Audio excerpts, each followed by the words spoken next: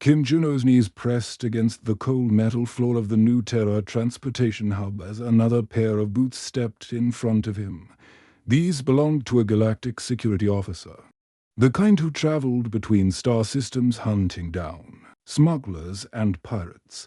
The leather was scuffed from countless encounters on distant worlds, marked with alien dust from planets Juno could only dream of visiting. "Make them shine, kid," the officer said, his voice carrying the weariness of someone who had seen too much violence across the galaxy. Juno nodded and began working his cloth in practiced circles, applying the special polish that worked on both Earth leather and the synthetic materials favored by off-world manufacturers. As he worked, Juno's mind wandered to the medical center just 3 blocks away, where his sister Kim now lay connected to machines that beeped softly through the night. The doctors had explained her condition in words too big for a street kid to understand, but the meaning was clear enough. Her nervous system was shutting down, piece by piece, and only the most expensive treatment in the galaxy could save her. The neural regeneration therapy required technology so advanced that even the we, all these Ephrian merchants who controlled most of the colony's trade, couldn't afford it easily. The treatment involved microscopic robots that would rebuild Nera's damaged nerve pathways, guided by quantum computers that cost more than most people and in 10 lifetimes.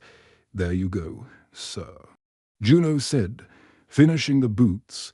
The officer looked down, impressed by the mirror-like shine, dropped several credits into Juno's battered metal collection box. It was more than usual, but still just a tiny fraction of what Nara needed. The transportation hub never slept. Massive cargo ships arrived early, their engines creating thunderous roars that shook the entire structure. Some carried goods from the crystal mines of Andromeda. Others brought exotic foods from the agricultural worlds of the Outer Rim. Juno had learned to recognize the different types of vessels by their engine sounds alone. A group of alien traders walked past, their forearms gesturing wildly as they argued about fuel prices in their clicking language. One of them, a tall creature with blue-scaled skin, paused to examine Juno's setup. The alien's large, compound eyes studied the human boy with curiosity. "You work very hard, small human," the trader said in broken standard galactic. "Most young ones of your species prefer the virtual entertainment centers." Juno looked up from polishing another customer's combat boots. "My sister needs medicine. I have to earn money." The alien tilted his head, a gesture Juno had learned meant confusion among the Kepler species. "Your family pack does not provide for sick young ones. It's just me and her," Juno replied simply. Returning to his work, the alien watched for another moment, then dropped a small crystal into Juno's box. "It was worth more than Juno usually earned in a week." "Humans," the trader said, shaking his head as he walked away. "Strange species, strange and admirable." As the day wore on, Juno's regular customers began to appear. There was Captain Puck Day, who piloted freight runs to the mining stations in the asteroid belt. His boots were always covered in the red dust of the iron-rich rocks where the mining robots dug day and night. Park never spoke much, but he always paid fairly and sometimes brought Juno small gifts from other worlds. Then came the mercenaries, men and women who hired themselves out to protect merchant convoys from the space pirates that plagued the trade routes. Their equipment was battle-scarred, marked with blast burns from laser weapons and scratched by the claws of the savage creatures that lived in the wild sectors of space. They paid well because they understood what it meant to fight for something important.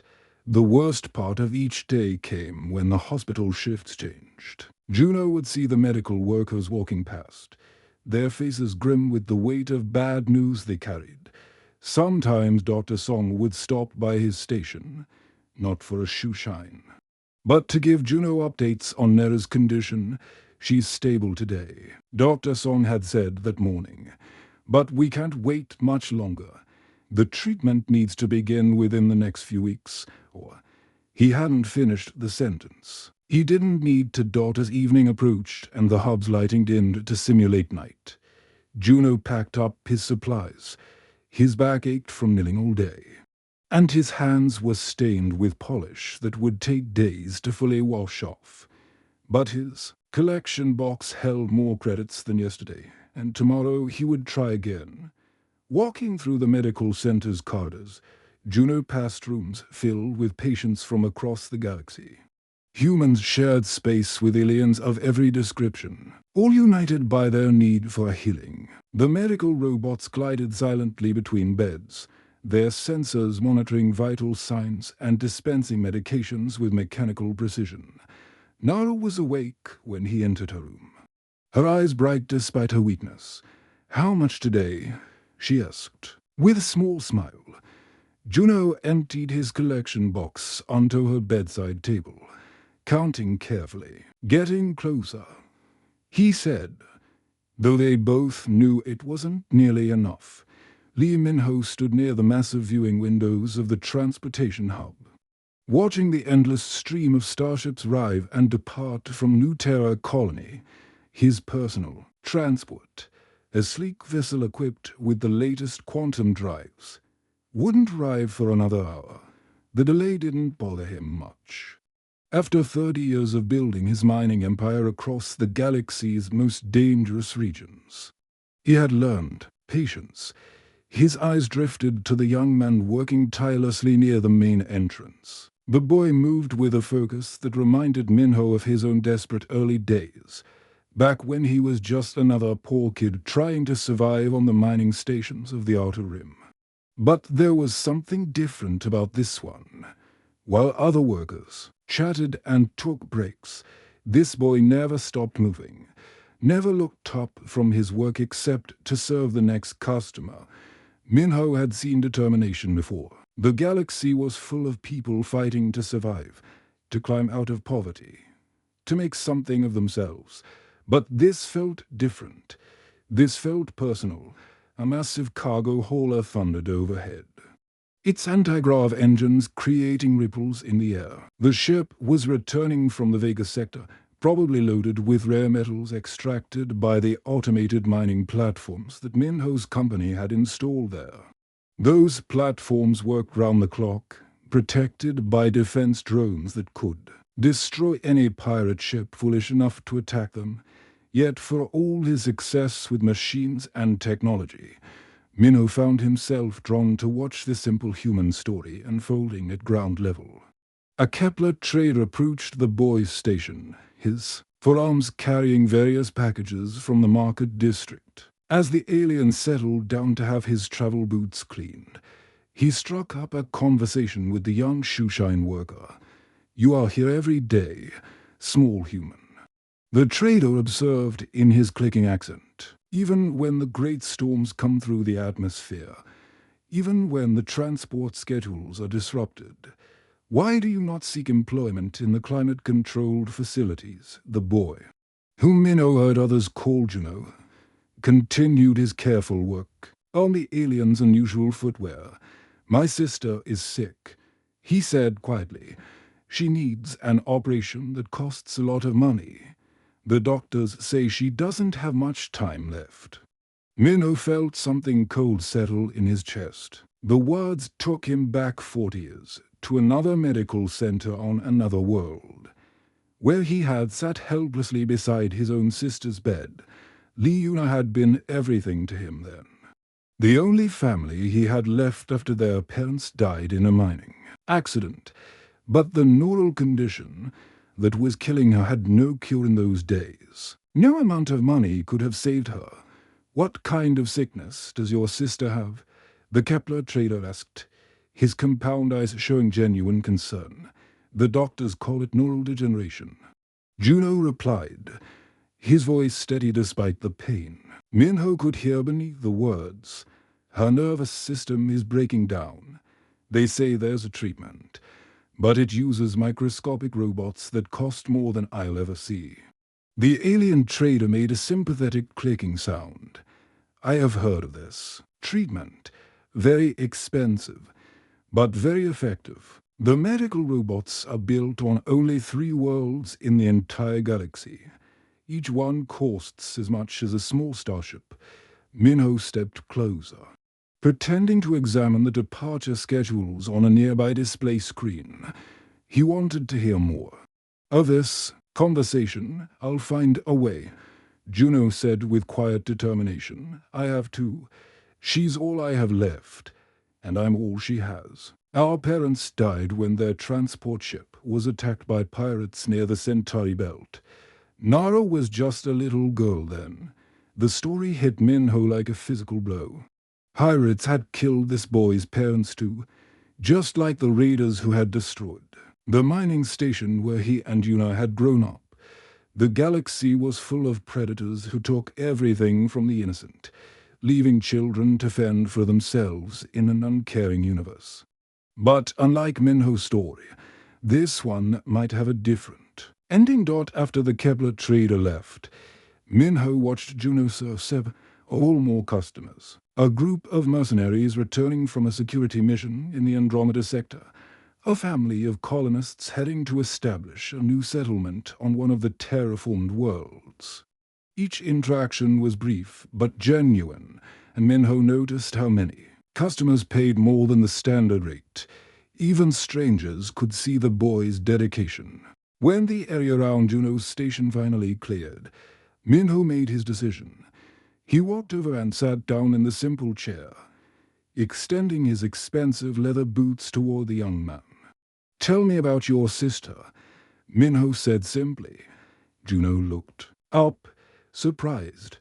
Most customers barely acknowledged his existence, treating him like just another service robot.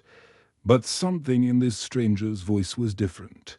It carried weight, authority, but also genuine interest. Her name is Kim Nara, Juno began, his hands automatically beginning to work on Minho's boots. She's 16, 2 years younger than me. Before she got sick, she wanted to be a doctor. She used to say she wanted to help people like the doctors, who tried to save our parents. Minho nodded, remembering his own sister's dreams. Yuna had wanted to be an engineer, to design safer mining equipment that would prevent the kind of accidents that had killed their parents. The sickness started 6 months ago. Juno continued.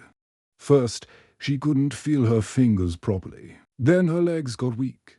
Now she can barely move, and the doctors say it's spreading to her vital organs. And the treatment, neural regeneration therapy. The robots are so small they can rebuild individual nerve cells. But the treatment costs 2 million credits, and the waiting list is months long even if you have the money. Minho's expression remained neutral, but inside, his mind was racing. 2 million credits was nothing to him now, pocket change from a single mining operation. But he remembered when such an amount would have seemed impossible. Like trying to count the stars in the sky. As Juno finished polishing his boots, Minho studied the young man's face. He saw the same fierce determination that had driven him through decades of dangerous mining ventures, the same refusal to accept defeat that had made him one of the richest humans in the galaxy.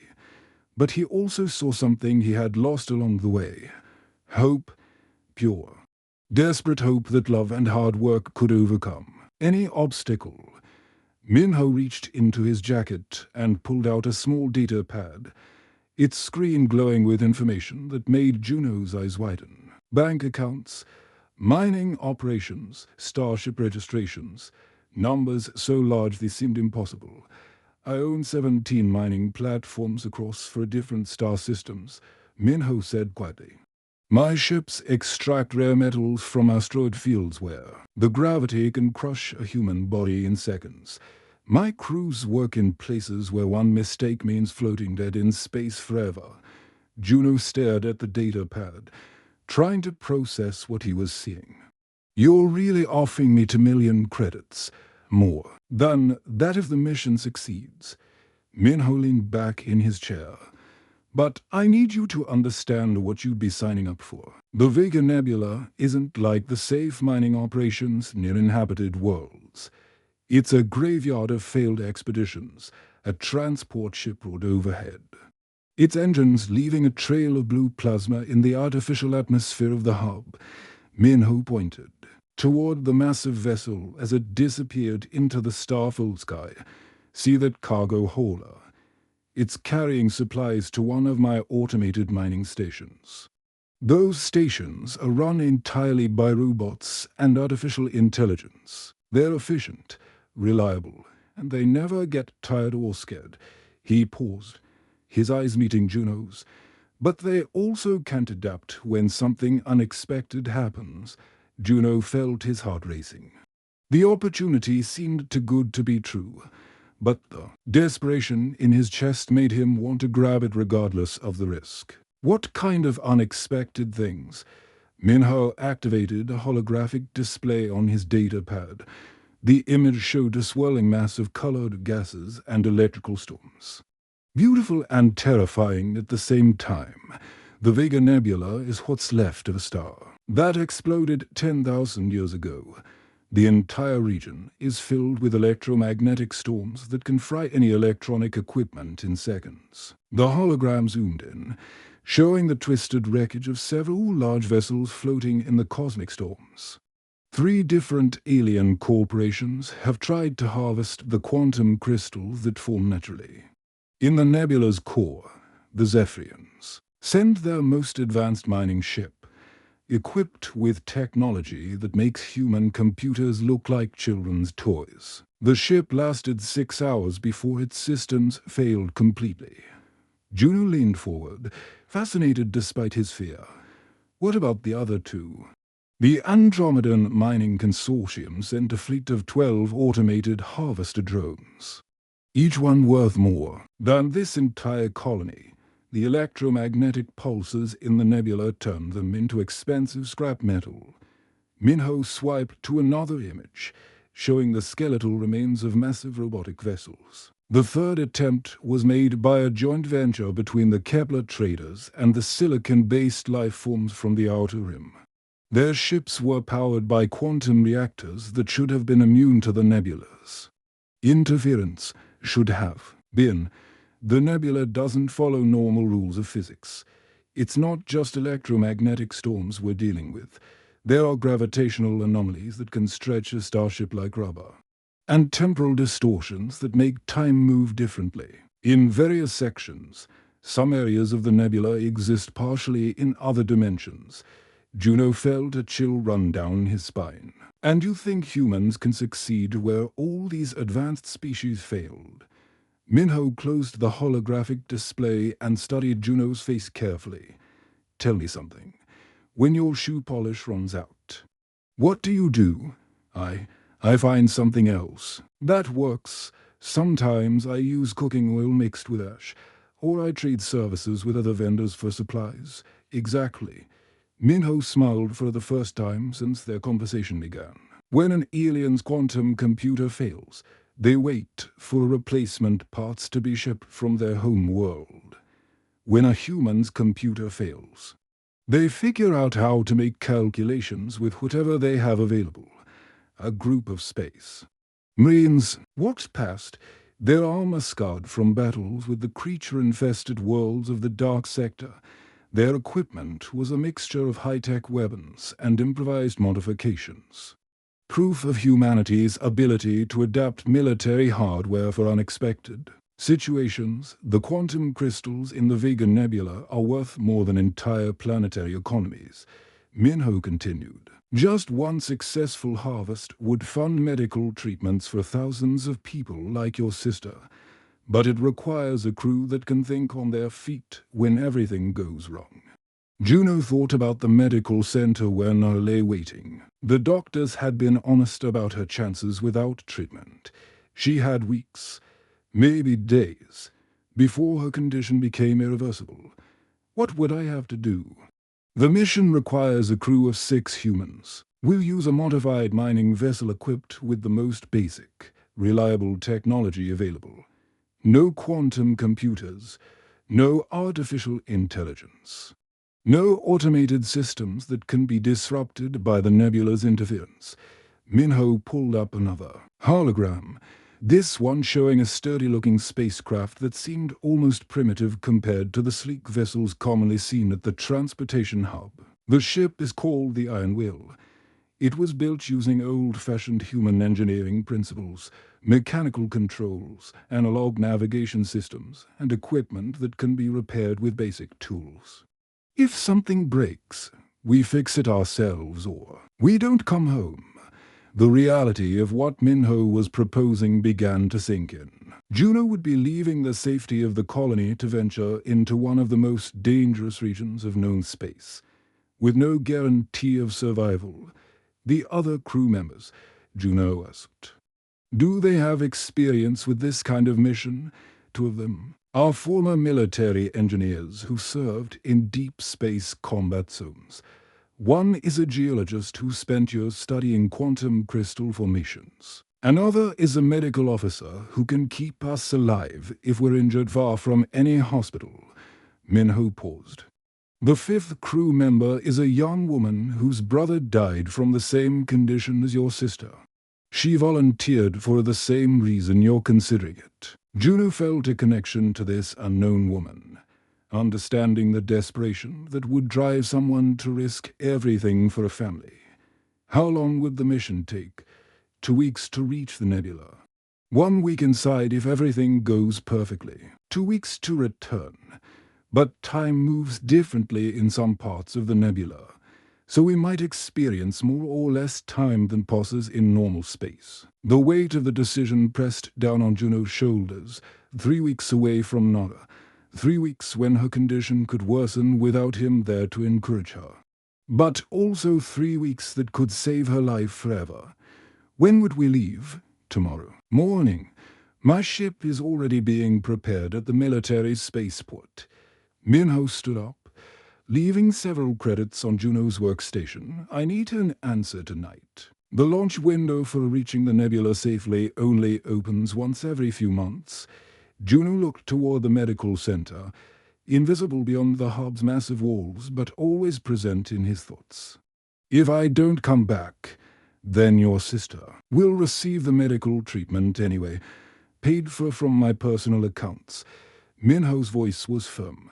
I give you my word on that. The promise hit Juno like a physical relief. Even if he died in the attempt, Nara would live. I'll do it, he said quietly. The Iron Will shuddered violently as it entered the outer edge of the Vega Nebula, its hull groaning under the stress of gravitational forces that seemed to pull in every direction. At once, through the reinforced viewing ports, Juno watched in awe as streams of purple and gold energy danced across space like living creatures, beautiful and deadly at the same time. First time seeing a stellar graveyard, asked Kim Hanna, the medical officer who had joined the mission to save her own brother's life. Her hands moved expertly across the old-fashioned control panels, monitoring life support systems that relied on mechanical gauges instead of digital displays. It's incredible, Juno whispered, watching as massive chunks of crystallized matter drifted past the ship, each one glowing with an inner light that seemed almost alive. Captain Park Hyun's voice crackled over the ship's communication system. From the bridge, all crew to stations. We're about to hit the first major storm front. Remember, no electronic devices beyond essential ship functions. The electromagnetic pulses in here can turn your data pad into a very expensive paperweight. The ship lurched suddenly to starboard as a wave of energy washed over them. Juno grabbed onto a support beam, feeling the metal vibrate under his hands. This was nothing like the smooth, computer-controlled flights of the civilian transports he'd seen at the hub. Contact ahead, shouted Li Woon, their navigation specialist from his position at the sensor station. Looks like wreckage from one of the previous expeditions. Through the viewing port, Juno could see the twisted remains of what had once been a massive Zephyr mining vessel. The ship was easily 10 times larger than the Iron Will, its hull covered in the kind of advanced armor plating that could withstand direct hits from military-grade plasma cannons. Now it spun slowly in the nebula's currents. It's sophisticated. Systems dead and useless. Their quantum computers probably failed the moment they hit the first electromagnetic storm, explained Choi Min, their chief engineer. All that advanced technology. And it couldn't handle a little interference. A proximity alarm began blaring as chunks of debris from the alien ship drifted toward them. Captain Park's voice came over the intercom again. "Manual evasion maneuvers, Juno. I need you in the engine room. If we lose propulsion in here, we're dead." Juno had never been in a starship's engine room before, but the basic principles weren't that different from the mechanical equipment he'd learned to repair on the streets. Pipes carried coolant, pumps moved fuel, and mechanical linkages transferred power from the reactor to the drive systems. It was all physical, tangible. Something he could understand and fix with his hands. The ship shook again as another energy wave passed through the nebula. Suddenly, alarms began sounding throughout the vessel.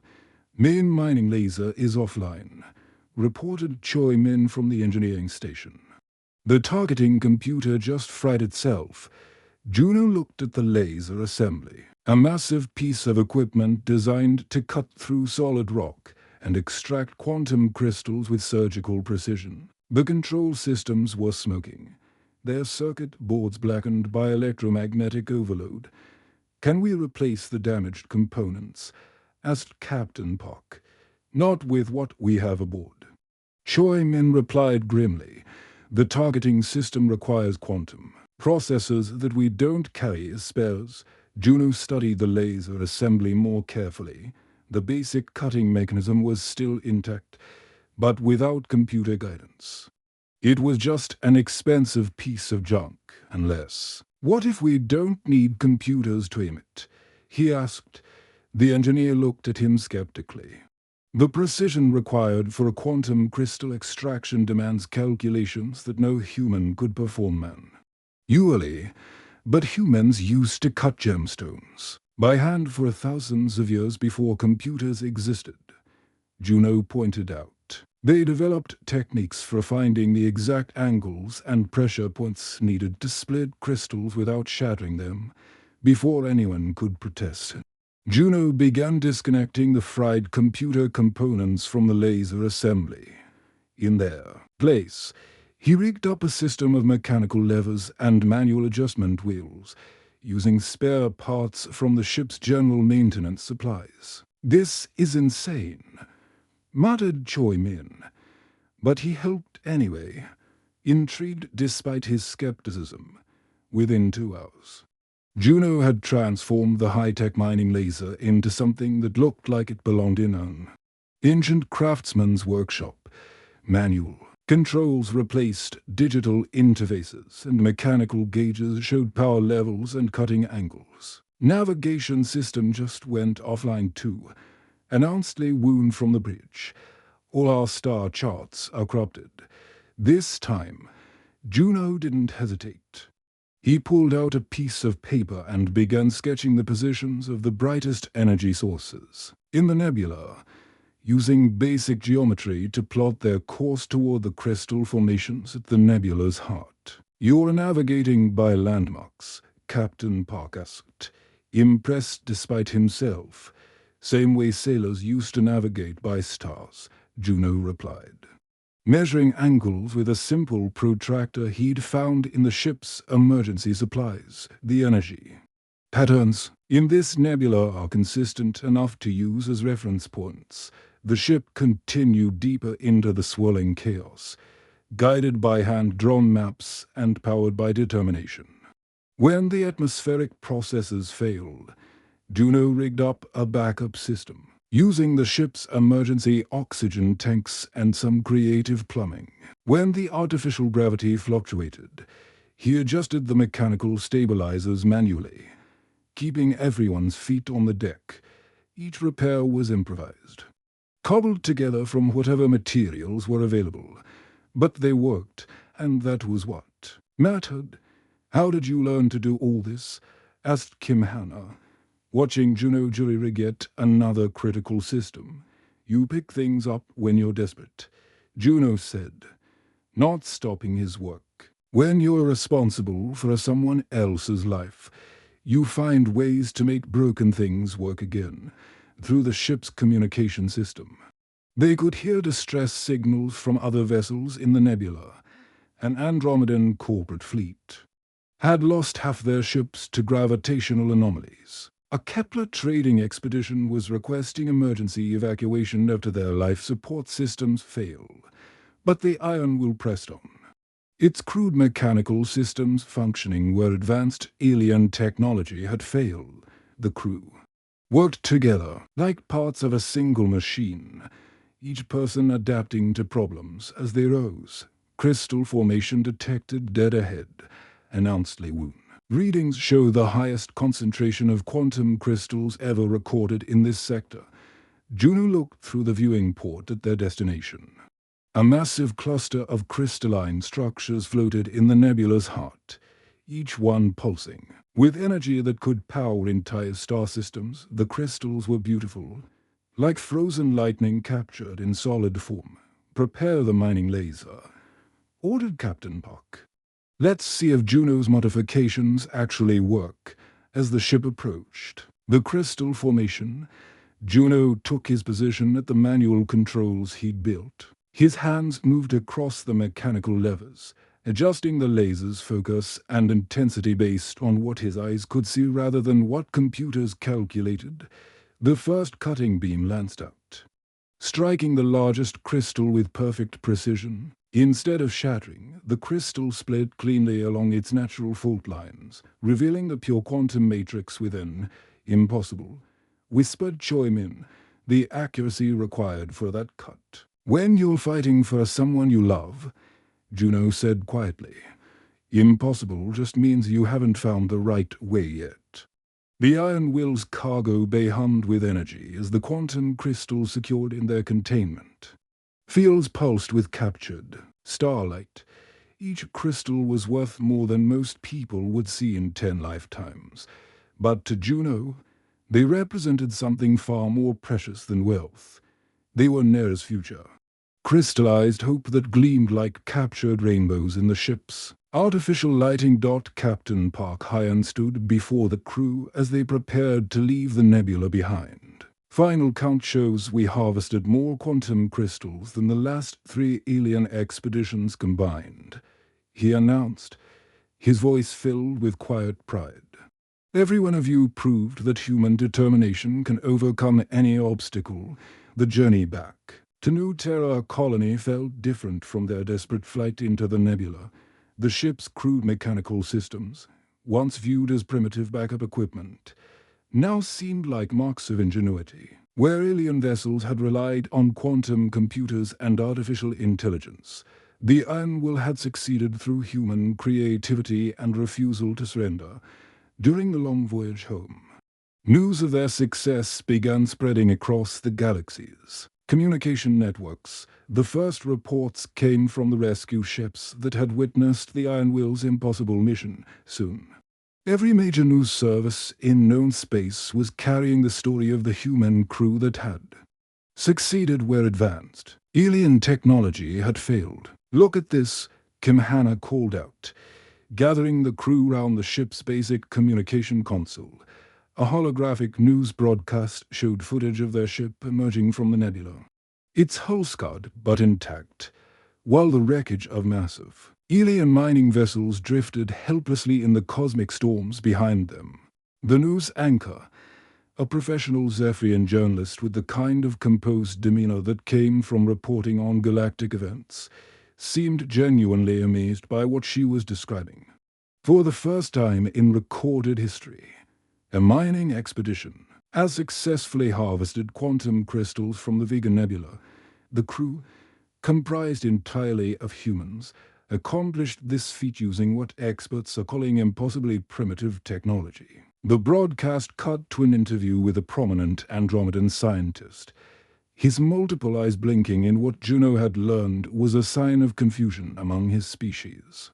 "We cannot understand how they succeeded," the alien expert admitted. "Our computer models show that their approach should have failed within the first hour. Yet somehow, these humans adapted to every challenge the nebula presented as they approached New Terra colony." Juno stood at the viewing port watching the familiar sight of the transportation hub growing.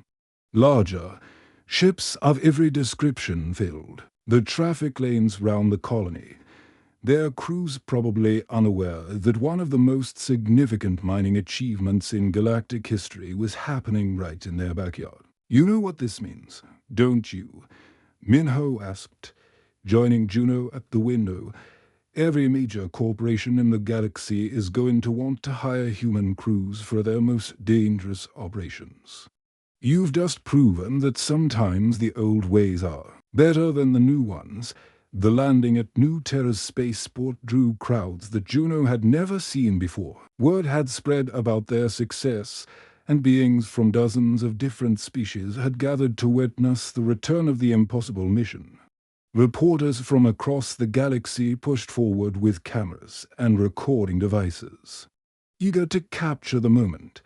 But Juno barely noticed the attention. The moment the ship's cargo bay opened and the quantum crystals were transferred to secure transport containers, he was running toward the medical center. His share of the profits already transferred to the hospital's accounts. Dr. Song met him at the entrance, her face showing the kind of amazement that came from witnessing medical miracles. "The neural regeneration robots are being prepared for immediate surgery," she told him. "Mira's treatment can begin within hours." The next few days passed in a blur of medical procedures and media attention. While microscopic, robots worked to rebuild Nera's damaged nervous system. News crews from across the galaxy descended on New Terra colony to interview the crew of the Iron Will. The story had captured the imagination of billions of beings, proving that sometimes the most advanced civilizations had something to learn from simpler approaches. The humans succeeded because they didn't rely on technology to solve their problems, explained Dr. Kethvaran, a Kepler scientist who had studied the mission recordings. When their equipment failed, they adapted. When their computers crashed, they used their minds. This is a lesson that all of our species can learn from. The interview requests came pouring in, but Juno turned most of them down. His focus remained on Nera's recovery in the bigger picture that had emerged from their success. The quantum crystals had made the entire crew wealthy beyond their wildest dreams, but Juno saw an opportunity to do something more meaningful with his newfound fortune. "I want to establish a medical foundation," he told Minho during one of their planning meetings. "There are thousands of families across the galaxy facing the same situation we were in. Children who need expensive treatments, parents who can't afford life-saving procedures." Minho smiled, remembering his own sister and the helplessness he had felt all those years ago. The Nara Foundation, named after her, but dedicated to helping everyone. Juno pulled out plans he had been working on during the long nights at the hospital. "We can use our success to inspire other dangerous missions, every impossible job that human crews complete. A percentage of the profits goes to medical treatments for those who can't afford them." The foundation grew faster than anyone had expected. Within months, human crews were being recruited for the most challenging jobs in the galaxy: mining operations in unstable star systems, rescue missions in hostile environments, exploration of regions where advanced technology couldn't function.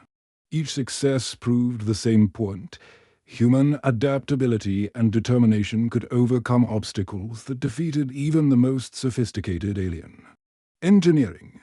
Nera's recovery became a symbol of hope across the galaxy. The young woman who had been dying from neurodegeneration was now walking, talking, and studying to become a doctor herself.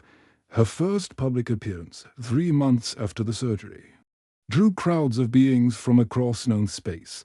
my brother, showed me that love can move mountains, or in this case, navigate through stellar storms. She told the assembled reporters, her voice strong and clear. Now, I want to learn how to help other family the way he helped me. Years passed, and the Nara Foundation grew into one of the most respected medical charities in the galaxy. Human crews continued taking on impossible missions, their success rate becoming legendary among the spacefaring races. The transportation hub where Juno had once polished boots now featured a monument to human determination, visited by young beings from dozens of species who came to learn about the power of refusing to give up. Juno himself became something of a reluctant celebrity, though he preferred to spend his time working directly with families who needed help. When reporters asked him about the secret to humanity's success in the most dangerous regions of space, his answer never changed. "We don't see problems as impossible," he would say. "We see them as puzzles that haven't been solved yet, and when someone you love is counting on you, you keep working on that puzzle until you find the answer." Nara graduated from medical school with honors, specializing in neuroregeneration therapy. Her first patient was a young Zephyrian child whose condition was considered hopeless by the most advanced medical computers in the galaxy. Using techniques that combined cutting-edge technology with the kind of intuitive problem-solving she had learned from watching her brother, Nara achieved another impossible success. The galaxy had learned an important lesson from the crew of the Iron Will. Sometimes the most advanced technology in the universe couldn't compete with beings who simply refused to quit, and sometimes the greatest discoveries came not from the most sophisticated laboratories, but from the determination of those who had everything to lose and refused to accept defeat. The end.